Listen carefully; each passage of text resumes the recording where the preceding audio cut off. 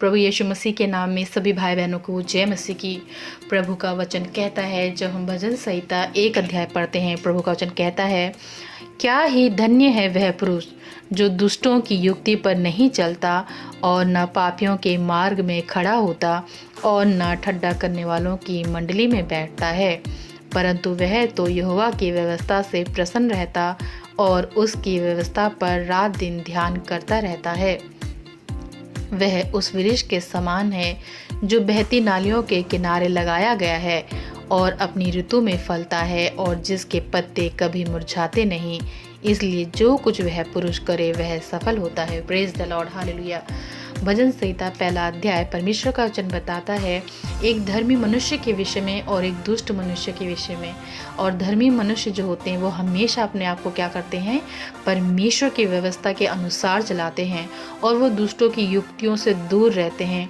पापियों के मार्ग से वो अपने आप को बचा कर चलते हैं, क्योंकि वो परमेश्वर की व्यवस्था को जानते हैं, परमेश्वर के वचनों को जानते हैं और वो परमेश्वर के भय में रहते हैं।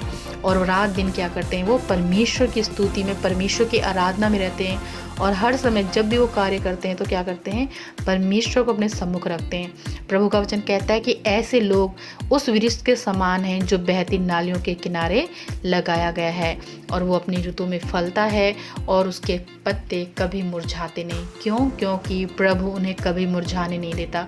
प्रभु उन्हें कभी भी क्या है, निराश या लज्जित नहीं होने देता, क्योंकि वो लोग प्रभु की व्यवस्था के अनुसार चलते हैं। वो प्रभु को अपना मुख्य उद्धारकर्ता और परमेश्वर को ही अपना आधार मान के जीवन में जीते हैं। कितने भी लोग आपके विरोध में कैसी भी बातें करें, आपके विरोध में कितने भी षड्यंत्र करें, पर आप प्रभु के मार्ग को जब नहीं छोड़ते हैं, केवल प्रभु का अनुसरण करते हैं, तो प्रभु आपके लिए सारी बातों को मिलाकर भलाई उत्पन्न करता है। आमीन, हालेलुया। लोग हो सकता है बहुत सी कल्पनाएं करें, बहुत सी युक्तियां करें, बहुत सी योजनाएं बनाएं आपको गिराने के लिए, लेकिन अगर आपका भरोसा उन मनुष्यों पे नहीं बल्कि परमेश्वर पर है, परमेश्वर के वचन पर है, आप विश्वास करते हैं, तो प्रभु आपको उन परिस्थितियों से निकालने के सामर्थ्य रखता है। प्रभु आपको वहाँ से निकाल कर अपनी महिमा के लिए इस्तेमाल करेगा। हालेलुया। लेकिन जो दुष्ट लोग हैं वो ऐसे नहीं होते। वचन बताता है दुष्ट लोग ऐसे नहीं होते, वो उस भूसी के समान होते हैं जो पवन से उड़ाई जाती है। इस कारण दुष्ट लोग अदालत में स्थिर नहीं रह सकते और न पापी धर्मियों की मंडली में ठहरेंगे, क्योंकि यहोवा धर्मियों का मार्ग जानता है, परंतु दुष्टों का मार्ग नष्ट हो जाएगा। आमीन, हालेलुया। चाहे दुष्ट मनुष्य कितनी भी योजनाओं को बनाए, कितनी भी चालाकी को करे और अपने जीवन में सफलता को पाए, लेकिन जब न्याय का समय आएगा तो वो परमेश्वर के आगे टिक नहीं सकता, वो परमेश्वर के न्याय के आगे टिक नहीं सकता। लेकिन जो धर्मी जन है वो परमेश्वर की ओर से बचाया जाएगा, क्योंकि परमेश्वर की दया, परमेश्वर के अनुग्रह की दृष्टि उस मनुष्य पे रहेगी। इसलिए जब हम अपने जीवन में कार्य करते हैं, अपने जीवन में चलते हैं, बहुत सी परेशानियां, बहुत सी दिक्कतें हमें अपने जीवन में झेलनी पड़ती हैं। केवल प्रभु को अपना उद्धार करता और प्रभु की अगुवाई में चलने के लिए अपने आप को तैयार रखें, क्योंकि जो कार्य आप प्रभु के नाम से करते हैं, जो आप प्रभु की आराधना करते हुए प्रभु के लिए जो दुख भोगते हैं, प्रभु उसमें आपको ब्लेसिंग देगा। लोगों की उन चीज़ों से, लोगों की उन बातों से कभी भी अपने आप को भयभीत ना करें। जब हम दुखी होते हैं, परेशान होते हैं, हम सोचते हैं कि बुरे लोग तो फिर भी आनंद के साथ हैं, बुरे लोग तो बुराई करने के बावजूद भी उनका कोई कुछ नहीं बिगाड़ रहा। पर हम याद रखें, परमेश्वर मनुष्य नहीं है जो अनदेखा या भेदभाव वाला न्याय करे। वो परमेश्वर है, वो सच्चा है, वो पवित्र है और वो हर एक को उसकी करने का फल देता है। अगर आप आज अच्छाई के साथ चलते हैं, परमेश्वर के वचन के अनुसार चल रहे हैं, अपनी परिस्थितियों को परमेश्वर के सम्मुख रह के परमेश्वर के भय में बने रहें, चाहे परिस्थितियाँ कैसी भी हों, चाहे आपके सामने कैसे भी मनुष्य क्यों ना हो, प्रतिफल आपको परमेश्वर से मिलेगा। परमेश्वर आपको हर एक बुरी स्थिति में भी क्या करेगा, ब्लेस करेगा। और जब उन परीक्षाओं से, उन बुरी स्थितियों से आप निकल कर आएंगे, तो आपके विषय में वही बुरे लोग जो शायद एक समय में आपके विरोध में हों, आपके विरोध में षड्यंत्र रच रहे हों, वही आपके विषय में गवाही देंगे कि प्रभु ने इसके जीवन को कैसा बदल दिया है, प्रभु ने इसके जीवन में कितनी अद्भुत आशीषें दी हैं। केवल आपको क्या करना है, प्रभु के वचन में बने रहना है। आमीन, हालेलुया। इसलिए प्रभु का वचन कहता है, जब 2 अध्याय में पढ़ते हैं, जाति जाति के लोग क्यों हुल्लड़ मचाते हैं और देश देश के लोग व्यर्थ बातें क्यों सोच रहे हैं। Man hallelujah, yes Lord Jesus, hallelujah. यहोवा और उसके अभिषिक्त के विरुद्ध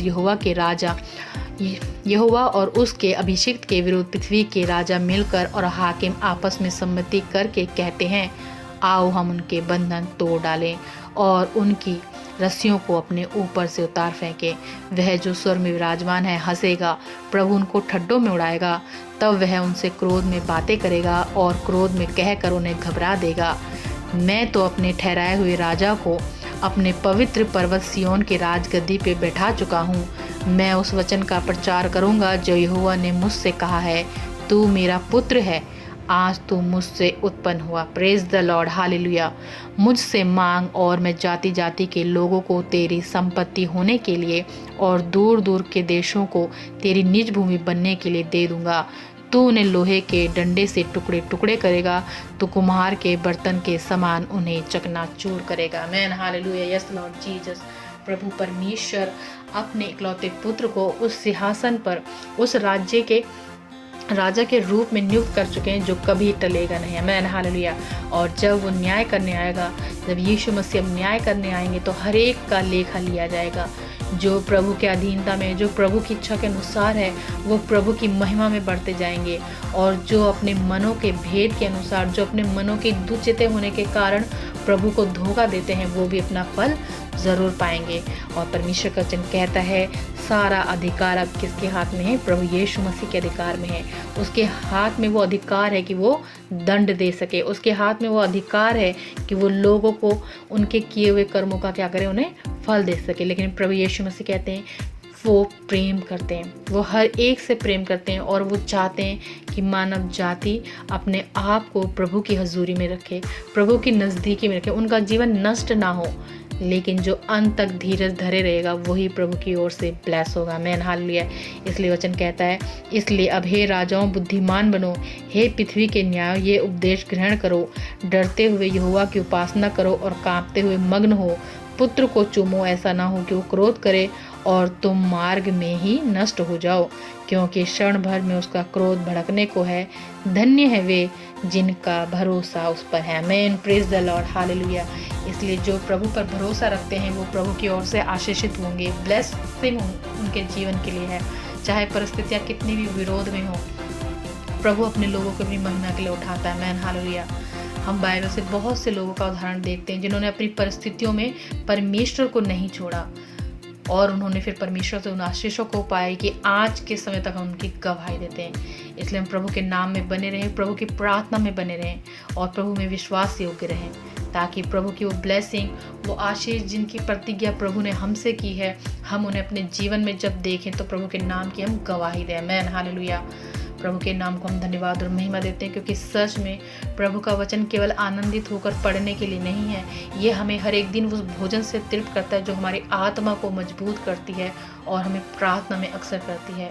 बहुत से लोग हैं जो दुख में, परेशानी में, परीक्षाओं के समय में और विपरीत परिस्थितियों में अपने आप को क्या करते हैं, बहुत ज़्यादा निराश कर देते हैं, प्रार्थनाओं से दूर होते हैं। पर हमें क्या चाहिए, ऐसे ही समय में हमें प्रार्थना में और लोलीन होना है। जब हम दुखी हो, परेशान हो, और अपने समय को प्रभु की संगति में बिताइए, क्योंकि प्रभु आपको उन परिस्थितियों से निकाल लेगा। आमीन, हालेलुया।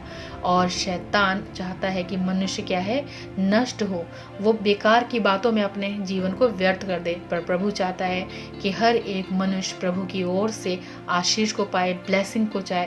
इसलिए प्रभु का वचन कहता है कि प्रभु में आनंदित रहें, हर एक दिन में आनंदित रहें, क्योंकि प्रभु ने आपके लिए, मेरे लिए ब्लेसिंग बनाई है।